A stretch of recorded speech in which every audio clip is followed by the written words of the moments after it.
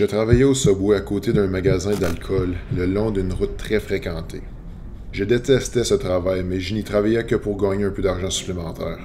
Les clients étaient assez sympathiques. Ils m'appelaient la fille aux yeux bleus, car nous n'avions pas de badge.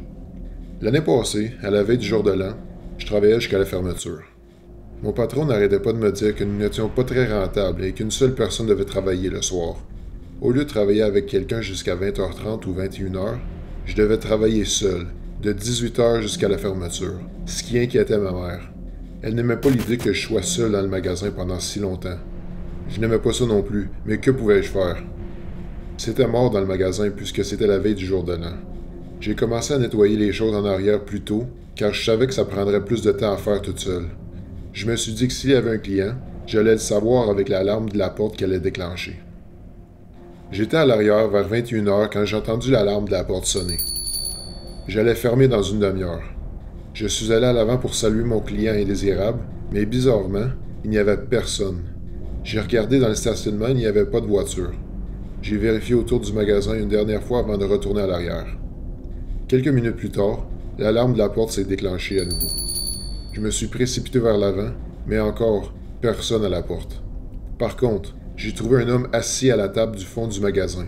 Malgré mon irritation, je l'ai salué. Il n'arrêtait pas de regarder de gauche à droite, et parfois par la fenêtre. L'homme semblait très agité. Il jouait avec un objet dans sa poche, mais il l'a jamais sorti. Mais surtout, il ne me répondait pas et je commençais à m'énerver. Je lui ai donc dit de garder à l'esprit que nous allions fermer dans 20 minutes. Encore une fois, il ne m'a pas répondu. Avec un soupir d'irritation, je suis retourné à l'arrière. Quand j'ai fini de nettoyer, je suis retourné à l'avant et j'ai remarqué que l'homme n'était plus là. Il n'avait pas pu quitter le magasin puisque l'alarme de la porte n'avait pas sonné. Je me suis promené un peu et j'ai remarqué que la porte de salle de bain était partiellement ouverte. Alors j'ai décidé d'y jeter un coup d'œil. C'est à ce moment que l'homme est sorti subitement, comme si je l'avais pris par surprise. Puis, il a tranquillement levé la tête et pour la première fois, il m'a regardé droit dans les yeux. Ça m'a donné un frisson dans le dos. Son regard était vide. Il a souri pour ensuite sortir quelque chose de sa poche. C'était un couteau. J'ai rapidement couru dehors et j'ai crié à l'aide. J'ai attiré l'attention de quelques personnes. Je pleurais et je tremblais. Les gens sont revenus avec moi à l'intérieur et n'ont trouvé personne, sauf un morceau de papier chiffonné par terre. Je l'ai pris et je l'ai ouvert lentement. Les mots inscrits sur le bout de papier me hantent encore à ce jour. Subway, brunette, yeux bleus, 31 décembre, 21h. J'ai fermé le magasin tôt ce soir-là et j'ai donné ma démission le lendemain. J'ai raconté à ma mère ce qui s'était passé et elle a appelé la police. Je leur ai donné ma description de l'homme, de son couteau et du bout de papier que j'avais retrouvé. Depuis, j'ai toujours l'impression d'être surveillé. Je me pose encore parfois des questions sur cette note, mais honnêtement, il est probablement préférable pour ma santé mentale de l'oublier.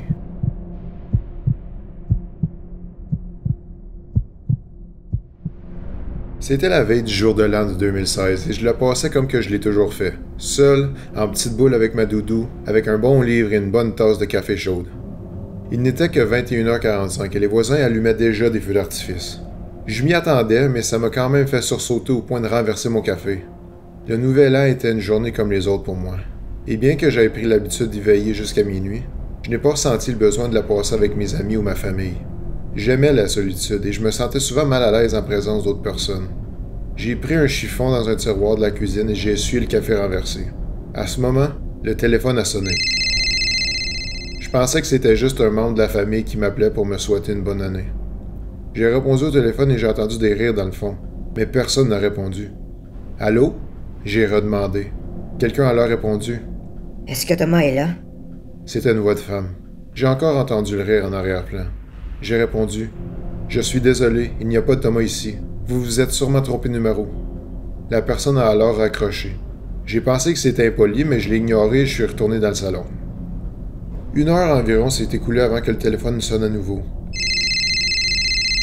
Encore une fois, personne n'a répondu, mais j'entendais ce qui semblait être une fête en arrière-plan. J'ai entendu des verres se cogner, de la musique jouer au loin et des conversations bruyantes. J'ai ensuite entendu le téléphone gricher, puis plus rien. À l'approche de minuit, mes paupières ont commencé à être lourdes. J'ai regardé l'horloge. Il était 23h45. Soudainement, le téléphone a sonné à nouveau. J'ai failli ne pas y répondre. Mais la curiosité a pris le dessus et j'ai répondu au téléphone d'une voix irritée. Un bruit m'a soufflé dans l'oreille. Puis, une voix de femme est apparue. Et elle ne parlait pas plus fort qu'un murmure de colère. Bonne année, Thomas. Tu n'as jamais pensé que je le ferais, mais je vais le faire. La femme a ri et a inspiré profondément. Ne sachant pas quoi répondre, j'ai dit « Qui est-ce? Il n'y a pas de Thomas ici. » La femme a ri à nouveau et avant que je ne puisse raccrocher, j'ai entendu en arrière-plan un homme crier à l'aide. Et puis, silence. La peur m'a hérissé les cheveux. J'ai regardé l'horloge. Il était minuit, mais j'ai tellement été secoué au plus profond de moi-même que le nouvel an a été le dernier de mes soucis. Plusieurs feux d'artifice ont éclaté au loin. J'ai sursauté chaque fois, retenant mon souffle entre chaque coup et chaque claquement, fermant les yeux et comptant les minutes où tout sera terminé. J'ai décidé d'éteindre le téléphone et de m'endormir. Mais juste avant que j'appuie sur le bouton « Off », il a sonné à nouveau. Hésitant à répondre, mais encore une fois trop curieux, j'ai répondu au téléphone à nouveau. J'ai écouté sans dire un mot. C'est la même femme qui chuchotait violemment. « Es-tu prêt, Thomas? L'heure est arrivée. » Ce qui ressemblait alors à une forte sirène s'est déclenché dans le téléphone, tellement fort que je l'ai échappé par terre.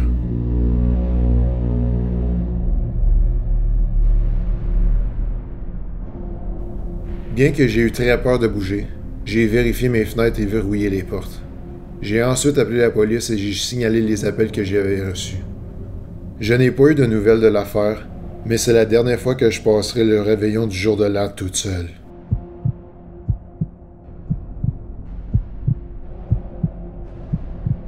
C'était la veille du jour de l'an il y a 3 ans. Je regardais des vidéos de l'homme frisson dans le salon quand j'ai remarqué un mouvement à travers les minces rideaux. Il était très tard et j'ai cru que ma fatigue me jouait des tours. Quoi qu'il en soit, j'y ai jeté un coup d'œil. C'est alors que j'ai remarqué un homme en tenue d'hiver noire qui se tenait dans notre stationnement, regardant sous le clair de lune.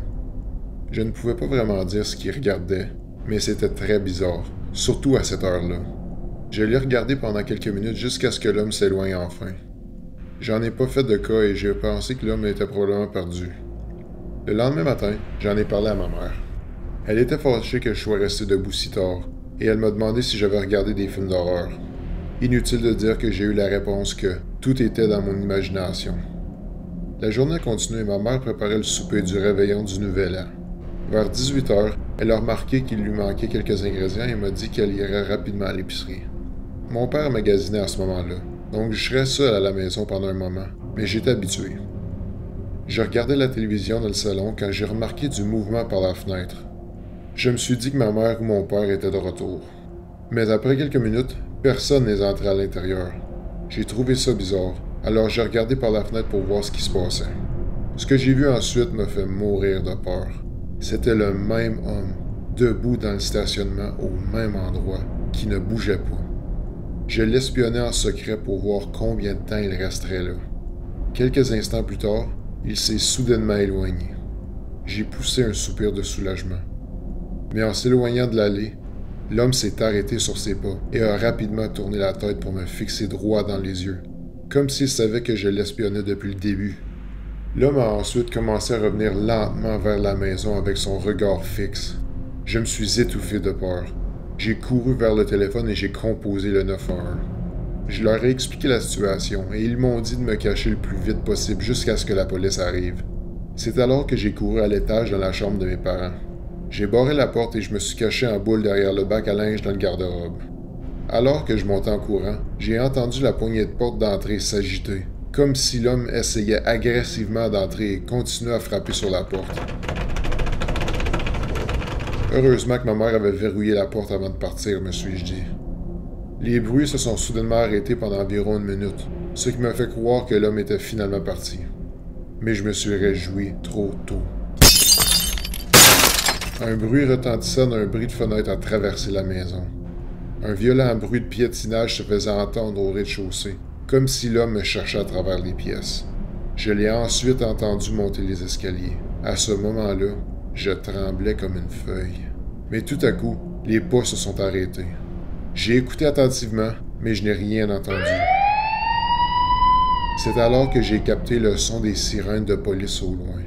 C'est là que l'homme est rapidement redescendu, avant de claquer la porte derrière lui. Les policiers se sont alors précipités à l'entrée et ont crié « Police !» Mais l'intrus était déjà parti par la porte arrière, laissant ses empreintes dans la neige. Heureusement, ils ont capturé le fugitif plus tard dans la nuit. Nous avons fini par rapiécer la fenêtre cette soirée-là et souper en famille, malgré le fait que nous étions très perturbés par la situation.